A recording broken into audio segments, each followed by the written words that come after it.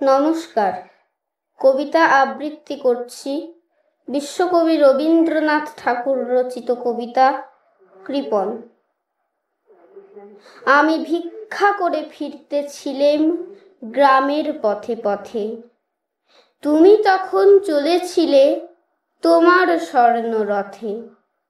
অপূর্ব এক স্বপ্ন সম লাগতেছিল চক্ষে মম।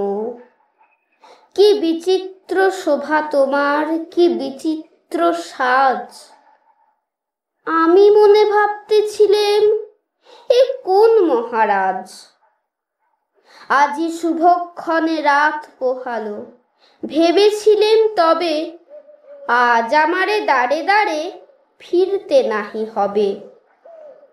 বাহির হতে নাহি হতে কাহার দেখা পেলেম পথে। চলিতে রথ ধন ধান্য ছড়াবে দুই ধারে। মুঠা মুঠা কুড়িয়ে নেব, নেব ভারে ভারে। দেখি সহসা রথ থেমে গেল আমার কাছে এসে। আমার মুখপানে চেয়ে নামলে তুমি হেসে।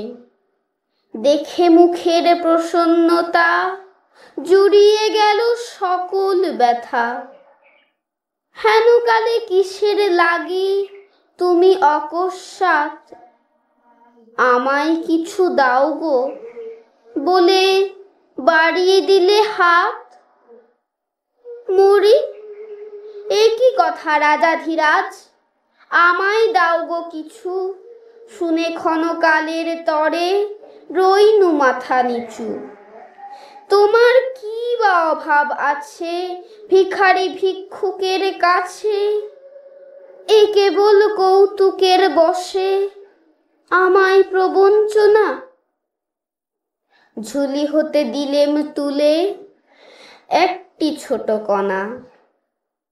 যবে পাত্রখানি ঘরে আনি উজাড় করি, এ কি ভিক্ষা মাঝে একটি ছোট সোনার কণা দেখি। দিলেম যারা আজ ভিখারিরে, স্বর্ণ হয়ে এলো ফিরে। তখন কাঁদি চোখের জলে দুটি নয়ন ভরে। তোমায় কেন দিইনি আমার সকল শূন্য করে। নমস্কার।